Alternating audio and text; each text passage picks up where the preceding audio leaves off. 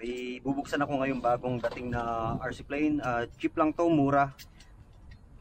2 channel, I guess 2 channel. Ang pangalan to ay YJ630 320mm RC plane, 2.5 GHz and I think 2 channel siya.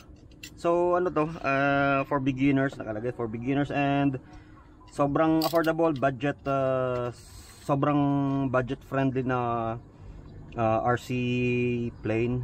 So ready to fly. Let's check this out. Yung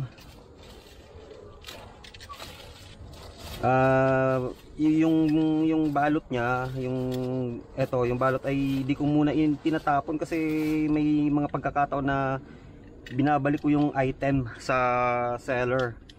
So yung mga courier, yung mga delivery establishment ay nire-require yung original na balot kasi yung serial number, kailangan nila yung serial number. Tip lang sa mga additional tip sa mga bumibili ng ganito, kasi pagka once na i-return nyo yon sa JNT, kailangan nyo ng original packaging kasi kailangan yung serial number. Lahat yan original, kailangan walang mawawala.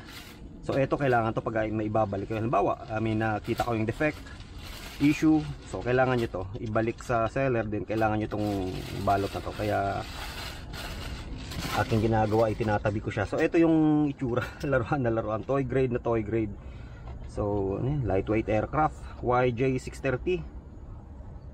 So let's see, nakita ko lang, napagtripan ko lang sa Shopee, or yun, sa Shopee.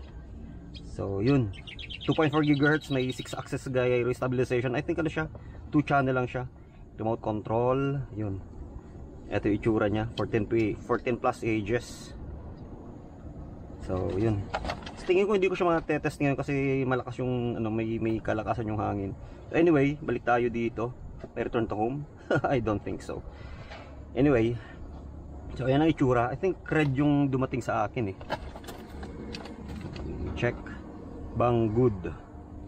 So ito yung variation niya, blue, purple, red and yellow. Yung in order ko is red para maganda yung kulay niya, maiba naman. So tingnan natin. And kung sa tingin ko ay maganda to and pwede sa mahangin, ay itetest ko na rin. So ito yung laman niya. Oh, baliktad. So ito yung user manual. Okay, baliktad yata. Ayun oh, may konting assembly na So ito, ilan yung 300 mAh battery. Wow, nice. Maganda rin. 1S 1 cell battery. May may minor assembly na gagawin. Okay. So ito bale 2 channel. Oo, 2 channel, differential thrust. Okay. So diyan ka na muna, mamaya na kita babasahin. Check ko na muna yung laman. So ito yung aircraft. Teka, dito muna tayo sa mga accessories niya. Yun yung battery, malaki yung battery. I think 400 mAh to. Into to 300. 350. Okay, charger, extra blades, landing wheels. Yan, tapos ito yung protection sa protection sa nose for unwanted, undesirable landings. So ito yung aircraft. Ito yung parang protection din sa propeller. I think na ilalagay lang siya. Yung dito, tingnan natin baka nasa ilalim. Wala siyang dito, yung parang stabilizer. Tawag yan, horizontal stabilizer. Ganda rin ang pagkakapak, oh. Secure din, oh. Baka nasa ilalim. Ayun, ito, oh. So nice. Di mo na kailangang idikit. Tingnan natin mamaya. Tama ba? Wala naman yata orientation to. Ito yung niya, parang may locking in mechanism siya. Ganda rin. Cheap and affordable.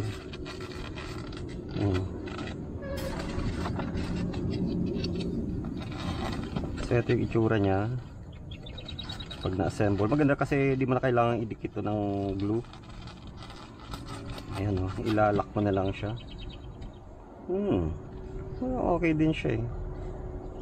Saka maganda, may on and off switch oh. Yeah, ayos ah. Ganda, may on and off switch, mura. Tapos maganda yung feature niya. Tapos may mga ano siya oh, parang pampatibay oh.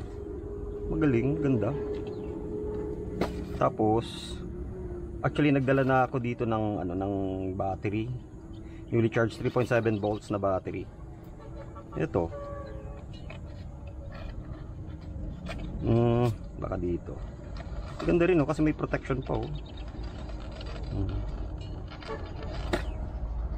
May protection pa sa ano, in case of bad landings. Yan oh. Nice. Ka-assemble ko na. Kung kaya ko rin lang namang assemblein ay gagawin ko na. Ganda rin. May protection no. Kaso maliit. Brush motor. Ano siya? Tawag riyan.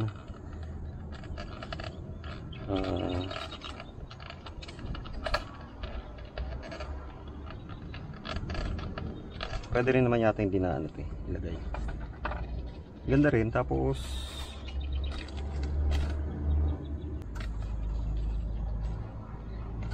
okay rin. Pwede nang laruan. Patay oras ulit. Kaya tingnan ko sa user manual kung paano ilagay itong ano, itong parang protection.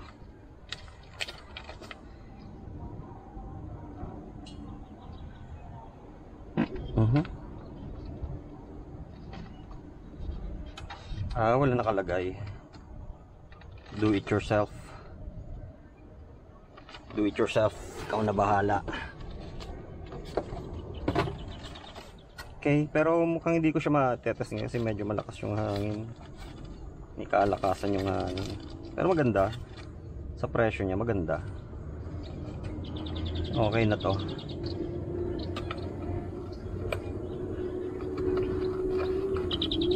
May kagandahan din naman.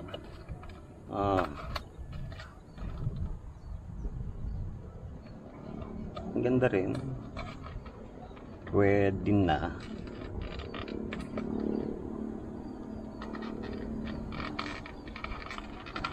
Ito lang, mukhang mahirap lang ilagay ito.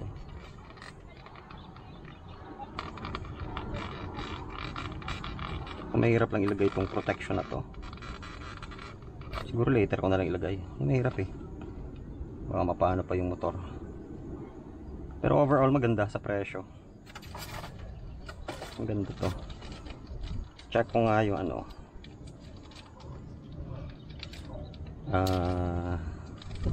battery. Lagyan ko ng battery yung remote.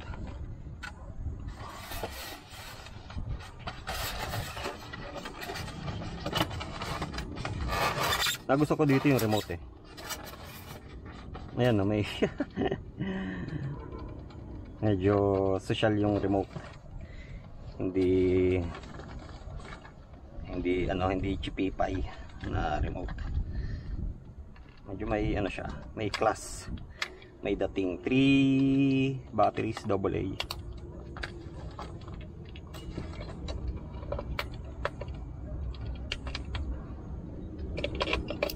Mukhang remote talaga yung remote niya eh. Hindi ano, hindi mukhang laro ang remote.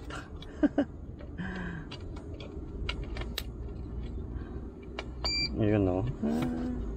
Tapos mayroon din akong dala dito. Nagpanigurado na ako ng charge na battery. Ganda, may ano kasi may on and off switch. Yan no. Ayun ang kagandahan dito. Isa sa mga feature na nagugustuhan ko sa mga ano, mga toy grade na RC plane, yung on and off switch. Malaking tulong. Tapos malaki yung battery bay nya. Meaning parang pwede kang gumamit ng much higher na capacity na battery for longer flight time. Maganda oh, malaki yung battery bay. Tapos yun nga, may on and off switch. Ayun. Uy, may ilaw pa. Ayun, bind na siya. Nawala ng kislap-kislap ng ano. Ng ano yan. Ayun, differential thrust. Yung may hangin lang kasi, hindi siya pwede sa mahangin kasi malili pa rin to sigurado. Ikalakasan yung hangin eh. Pero maganda. Kahit 2 channel lakas din. Lakas din. Pero mukhang hindi niya kakayanin tong hangin na to. Malakas yung hangin eh. Breeze. Parang ayokong i-risk yung aircraft. Anyway, gagandahan siya. Check ko nga itong ano to, itong pang protection sa, ay may extra blades pa yan, may extra blade siya eto, lagay natin to, lagay ko to. Maganda may ano siya may condom. Ayun gumanda lalo. Ganda. Anyway, sige nga, lakas loob. Try kong paliparin.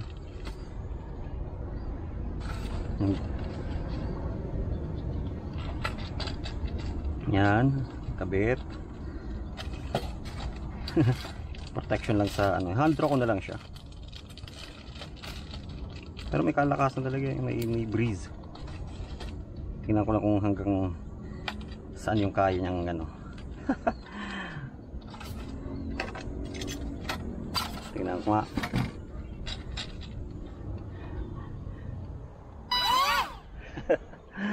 Tingnan ko nga. Ay, may hangin talaga Tingnan ko lang kung di ano. Sana hindi siya umano dito sa ano. Sa mga sa palayan. Matataas Yan nga.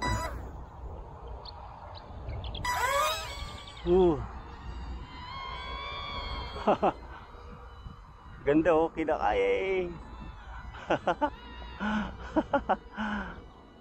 ayun, ganda ganda.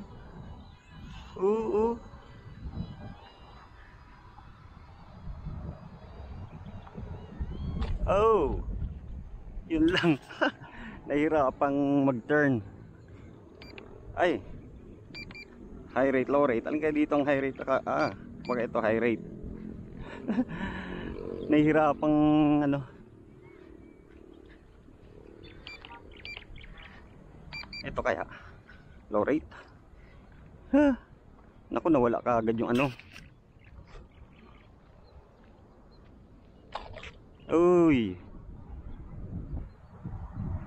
Ayun, lakas talaga yung hangin.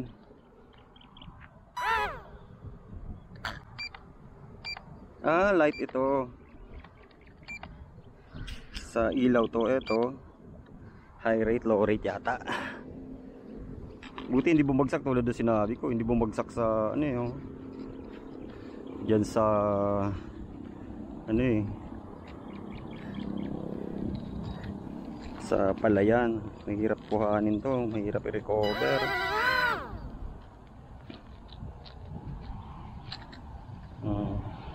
Tibay din. Ito high rate yata. Ayan, high rate. Ito lights. Ayan, lights on and off. Okay, naka high rate. Another try. Uy.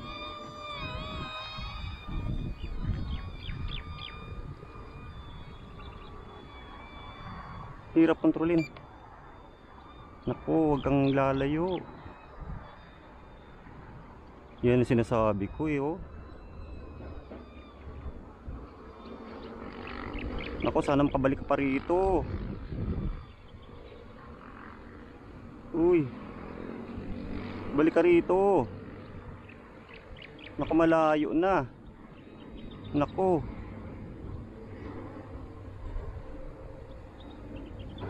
Nako, nagpakalayo-layo na. Layo-layo. Ay, nako, nasaan na? Hindi na nakakayanan yung hangin. Sana ma-recover pa. Sana ma-recover pa kita. Nako. Nako po.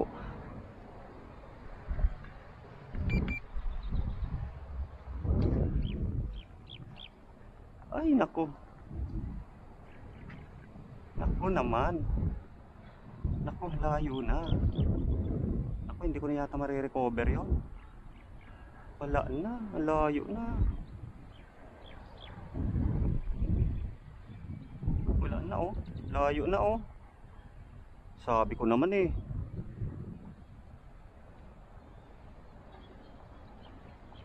Ayun, ayun, kung pabalik dito. Mukhang nakuha ko yung patama. Mukhang babalik. Ay, mukhang maibabalik ko. Gawin mo, come on, come on. Ayun, mukhang papalapit. Ay. Ay, nako. Ayun na, lumayo na, lumayo. Lumayo ng tuluyan. Layo na, wala na. Hindi ko na makita oh. Oh my God.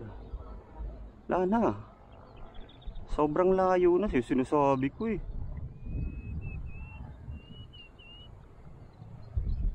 Ay, natakpan na ng puno. Wala na.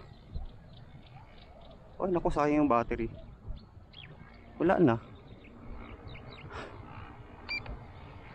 Wala na. Sabi ko naman, sobrang layo eh. Wala na, sobrang layo. Try ko nga, punta ko sa kabilang kalsada. Try ko i-recover kung marirecover ko. Grabe, sobrang layo eh. Sabi ko nga ba eh, mahangin eh. Tama, sabi ko eh, mahangin. Sayang. Sabi ko na nga ba, mahangin eh, sobrang lakas ang hangin. Ah, sayang. Sayang yung pera. Tama yung hinala eh. Malakas yung hangin.